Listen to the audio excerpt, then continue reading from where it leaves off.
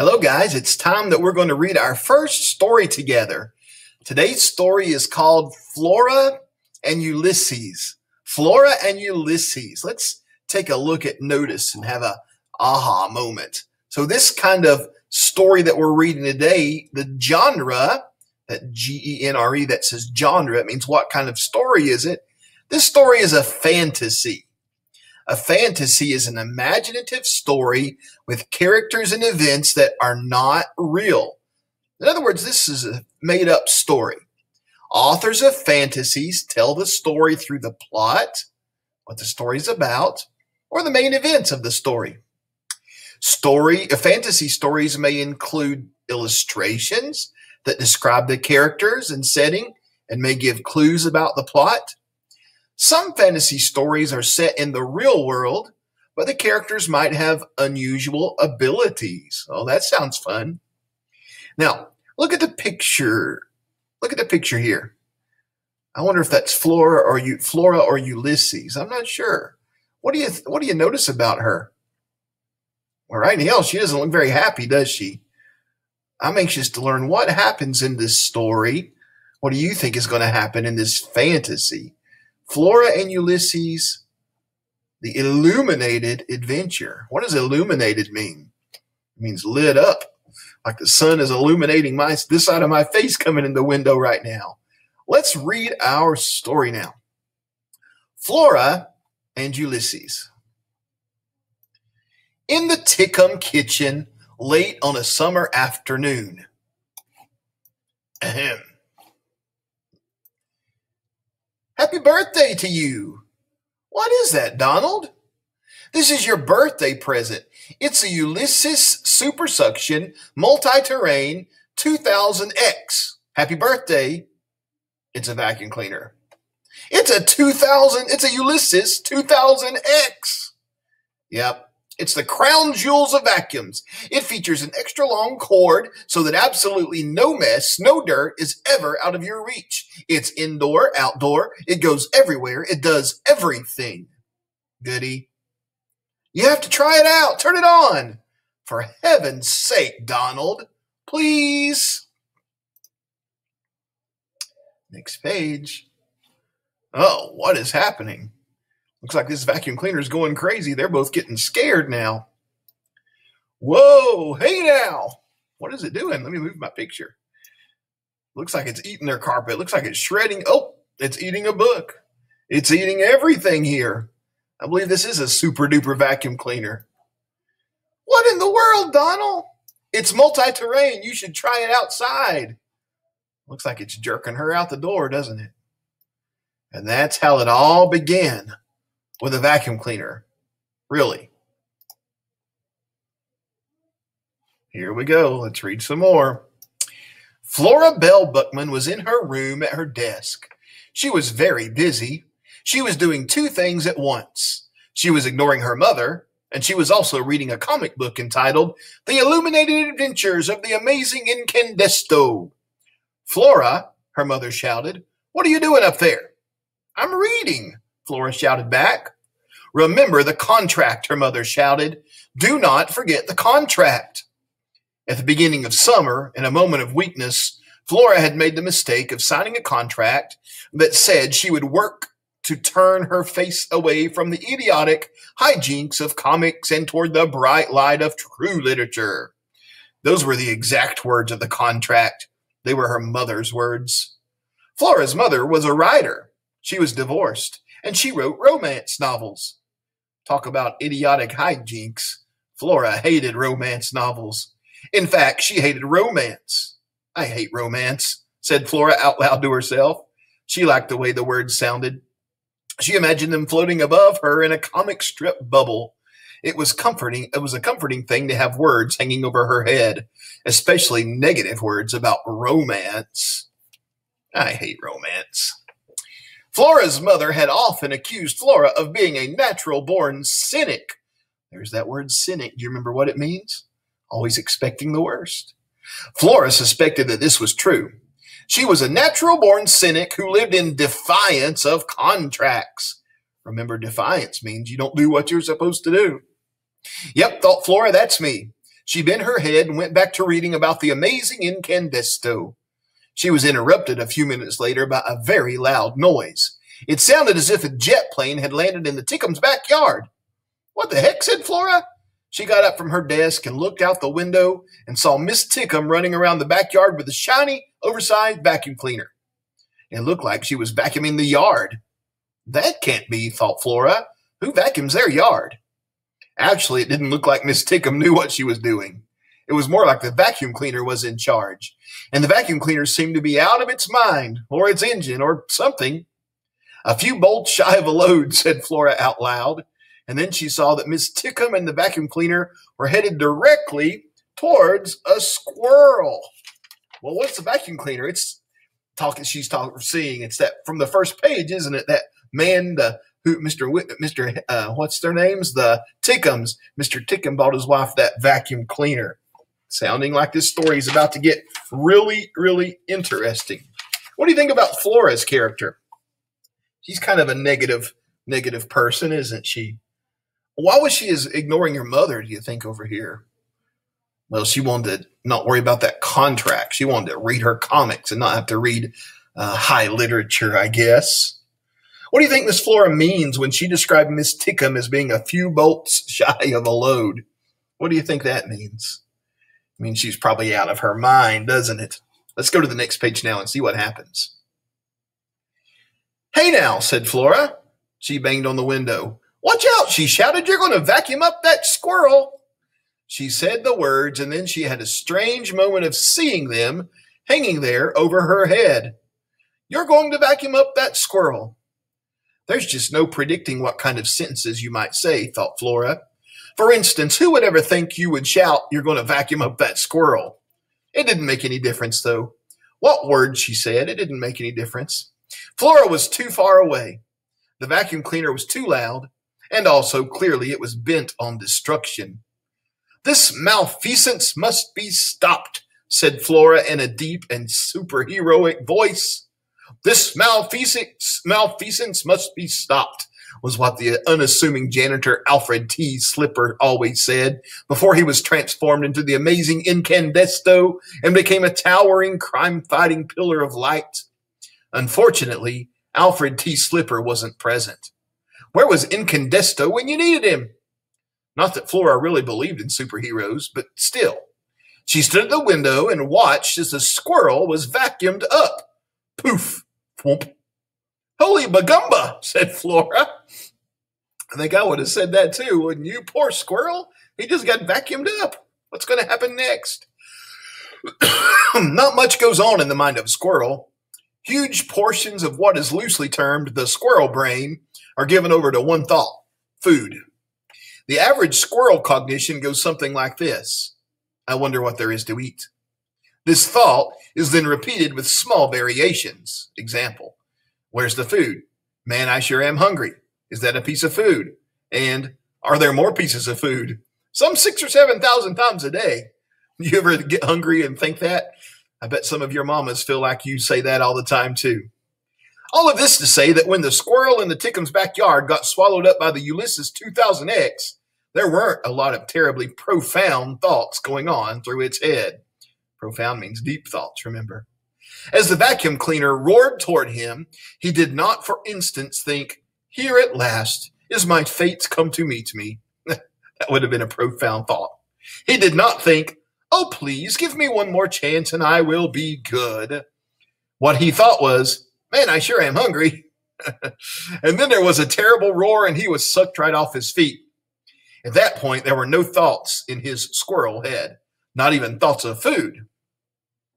Seemingly swallowing a squirrel was a bit much even for the powerful, indomitable indoor-outdoor Ulysses 2000X. Miss Tickums' birthday machine let out an uncertain roar and stuttered to a stop. Miss Tickum bent over and looked down at the vacuum cleaner. There was a tail sticking out of it. "For heaven's sake," said Miss Tickum, "what next?" She dropped to her knees and gave the tail a tentative tug. She stood. She looked around the yard. "Help," she said. "I think I've killed a squirrel." Flora ran from her room. She ran down the stairs, and as she ran, she thought, For a cynic, I'm a surprisingly helpful person. She went out the back door. Her mother called to her and she said, "Where are you going, Flora Belle?" Flora didn't answer her. She never answered her mother when she called her Flora Belle. Sometimes she didn't even answer her mother when she called her Flora either. Next page. I wonder if this squirrel's alive or dead and if Flora's going to be able to help her. Flora ran through the tall grass and cleared the fence between her yard and the Tickums in a single bound. "Move out of the way," said Flora. She gave Miss Tickum a shove and grabbed hold of the vacuum cleaner. It was heavy. She picked it up and shook it. Nothing happened. She shook harder. The squirrel dropped out of the vacuum cleaner and landed with a plop on the grass. He didn't look that great. He was missing a lot of fur. Well, vacuumed off, Flora assumed. I can't read that because I've got this thing here. Maybe you can see it in your book.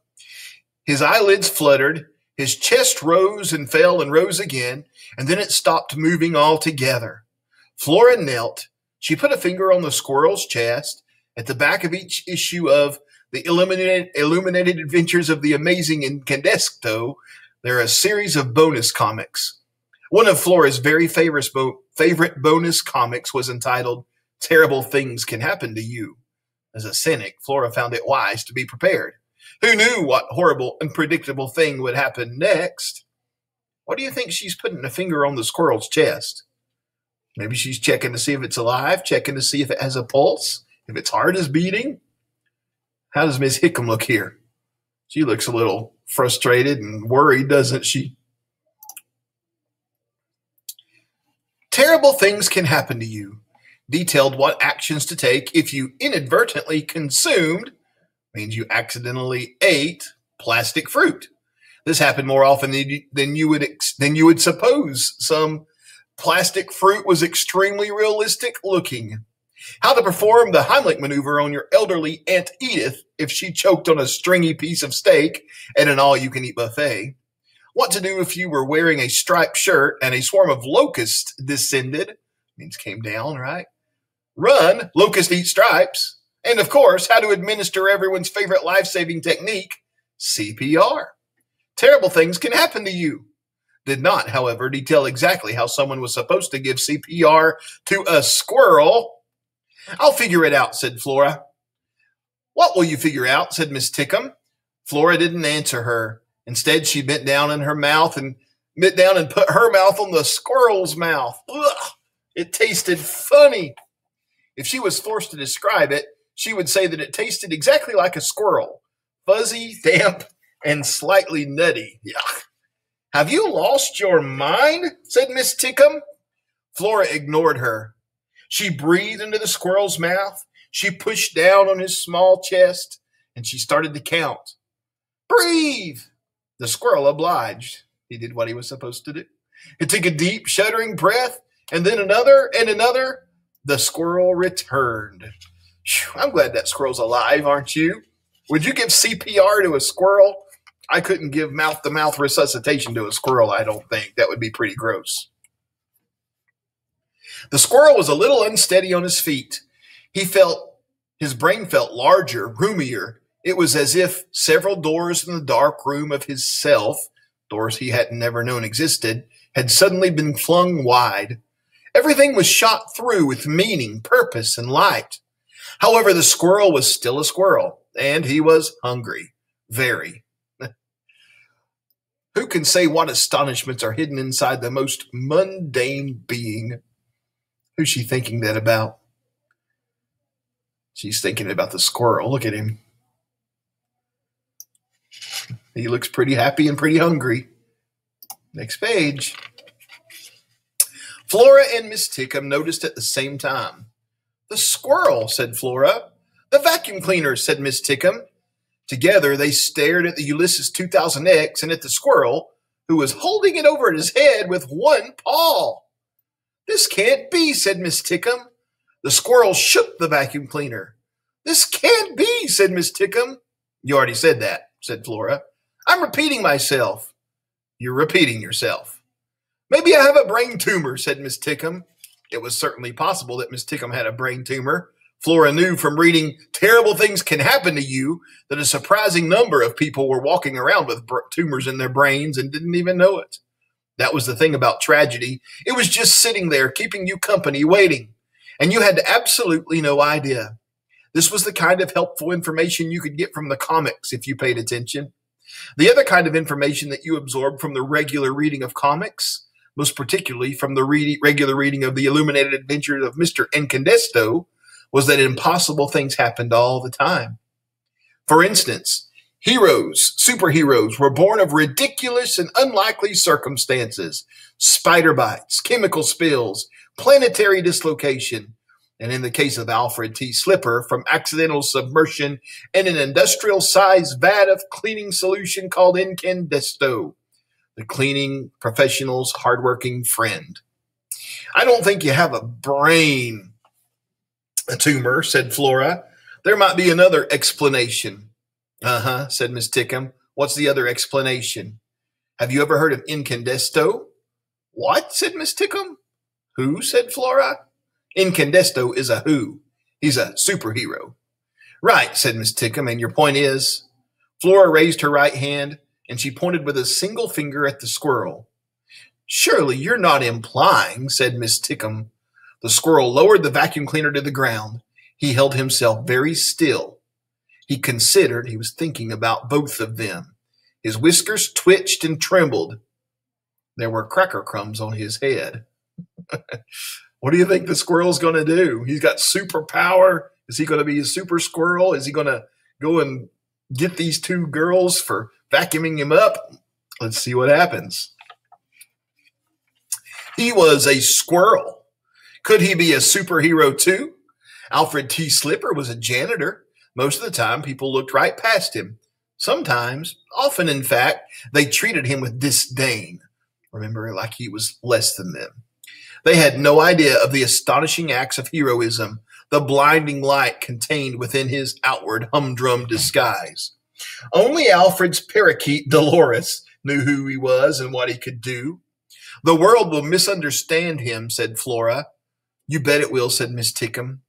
Mr. Tickham called out, Are you done vacuuming? What about the Ulysses? Are you just going to leave it sitting there? Ulysses, whispered Flora. She felt a shiver run from the back of her head to the base of her spine. She might be a natural-born cynic, but she knew the right word when she heard it. Ulysses, she said again. She bent down and held out her hand to the squirrel. Come here, Ulysses, she said. She spoke to him, and he understood her. What the girl said was, Ulysses, come here, Ulysses. And without thinking, he moved toward her. It's okay, she said. And he believed her. It was astonishing. Everything was astonishing. The setting sun was illuminating each blade of grass. It was reflecting off the girl's glasses, making a halo of light around the girl's head, setting the whole world on fire. The squirrel thought, when did things become so beautiful? And if it had been this way all along, how is it that I never noticed before? Wow, that's a profound thought for a squirrel, isn't it? Listen to me, the girl said. My name is Flora. Your name is Ulysses. Okay, thought the squirrel. She put her hand on him. She picked him up. She cradled him in her left arm. He felt nothing but happiness. Why had he always been so terrified of humans? He couldn't imagine. Let's go on. And that's the end of the story. That's how it ends. So what about this squirrel? What's the squirrel's name? The squirrel is Ulysses, isn't he? So the story Flora and Ulysses is about the girl and the squirrel. The Hickams were just a side part of the story. I thought the story was going to be about them, didn't you? So this squirrel, do you think it's got superpowers? It must. And I think Flora is going to take care of Mr. Ulysses. I enjoyed reading that story. I hope you did too. Let's go on and do some more activities with it.